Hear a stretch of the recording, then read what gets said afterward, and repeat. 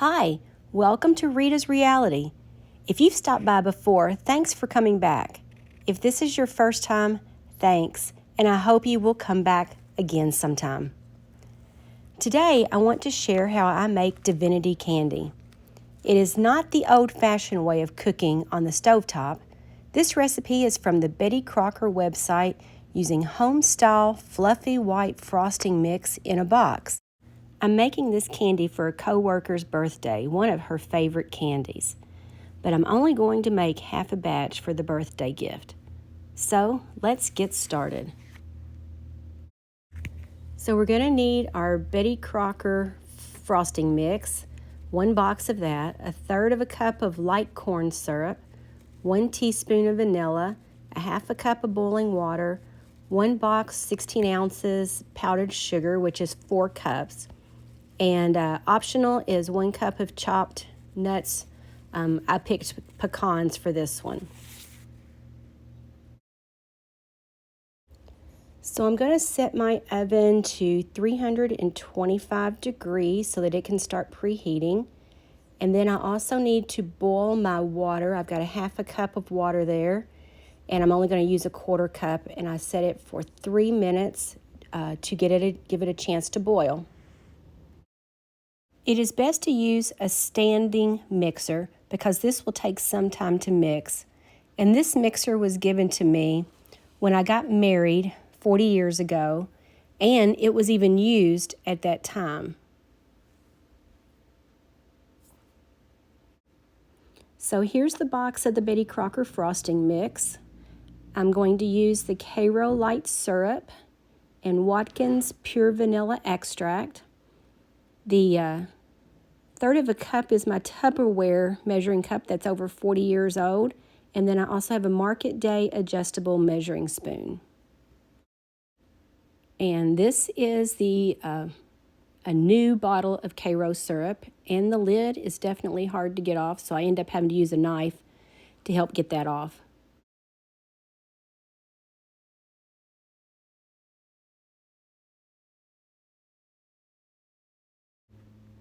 Now remember, I'm making half a batch of the Divinity, so the recipe, you're going to half those measurements.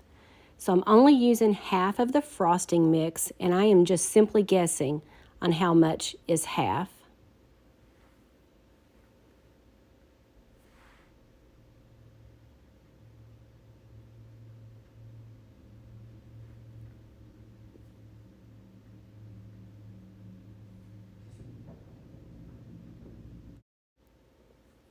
So now it's going to be time to add the Cairo syrup in there. And remember, we're making half a batch.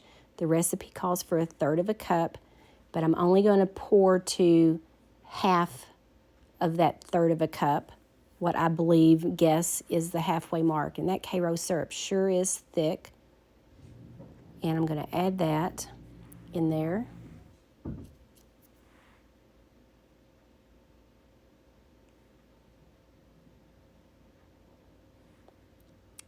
Rest the measuring cup on top of the beater so that it can keep dripping in there. Then I need to get my vanilla. The recipe called for 1 teaspoon. I'm only going to use 1/2 teaspoon. And it's going drip, drip, drip into the measuring spoon. So pour that in there.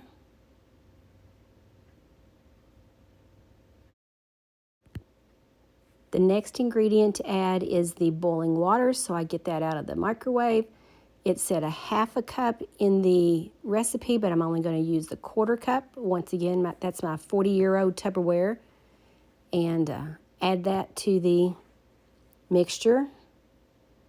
And checking my recipe to make sure there's not any other ingredients that I need to add.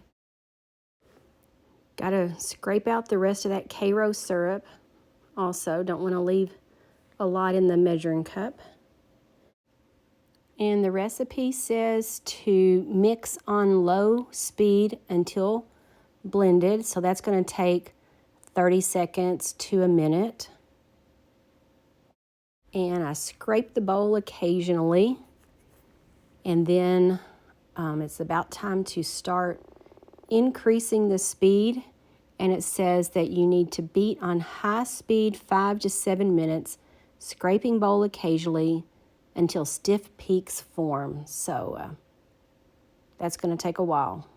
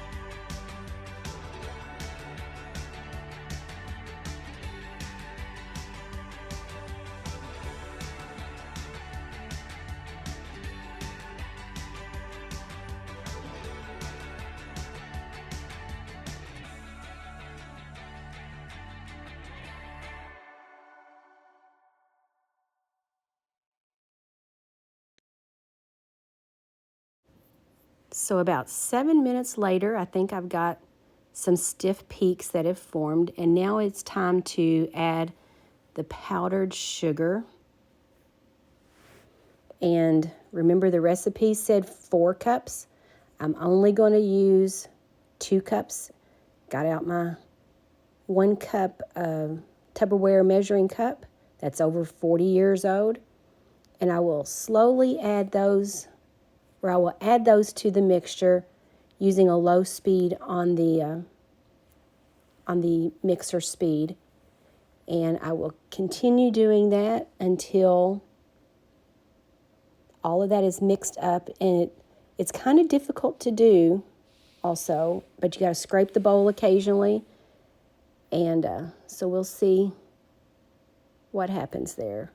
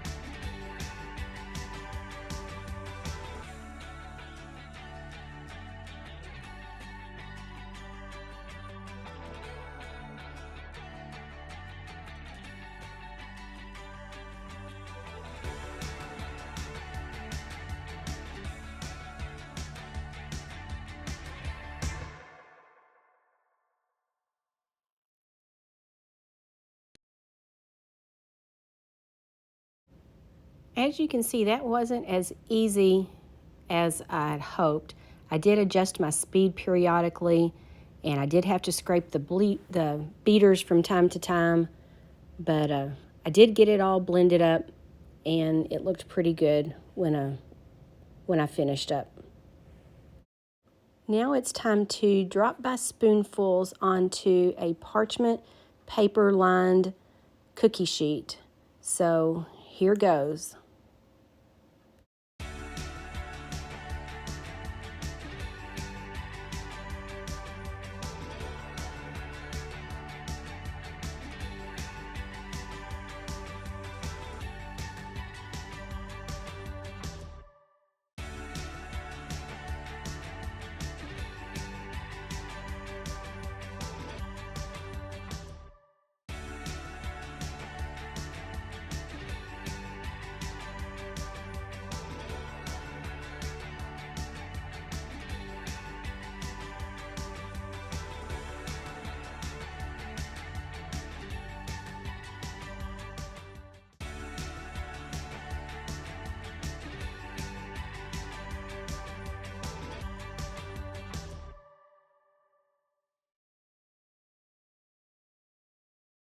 And I'm going to place a pecan half on the top of each candy.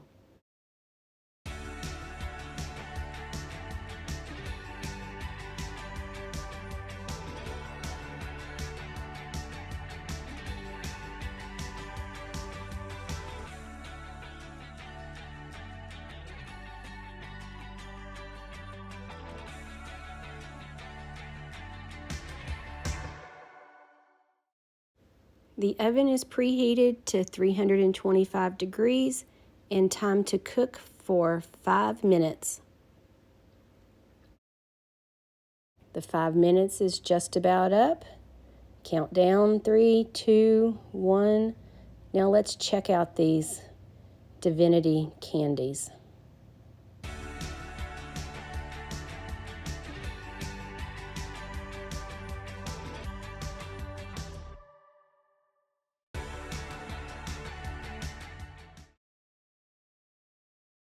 Slide the parchment paper to the cooling rack. Let stand 4 hours or until tops of candy feel firm. So the cooling period began at 1:53. Now it's 4 hours later.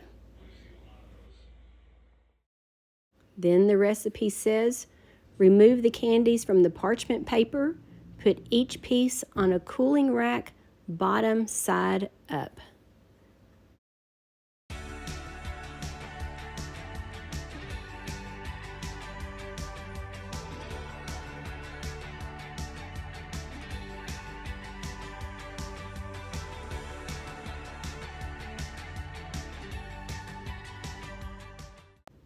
Then we have to allow the candies to dry for at least 12 hours, which was 6 p.m. for me that they started cooling.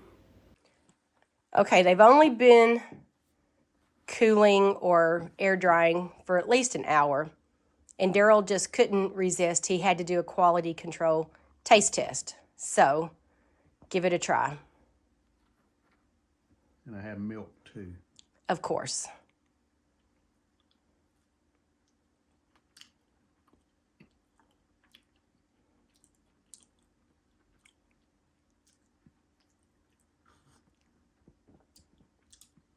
That's why you need to let it dry 12 hours. It's like marshmallow in the middle.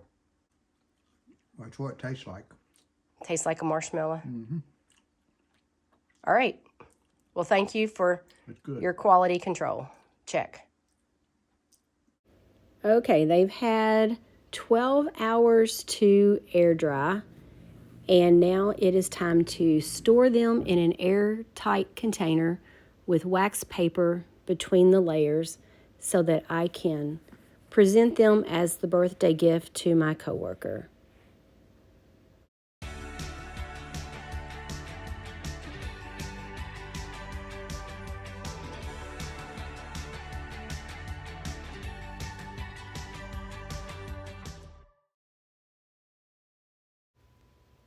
And now the gift is ready. Thanks for taking a part of your day to make divinity with me. If you enjoyed this episode of Rita's Reality, please like, subscribe, check out the other videos, and make a comment. God bless, be kind, and remember, it is never wrong to do right and never right to do wrong.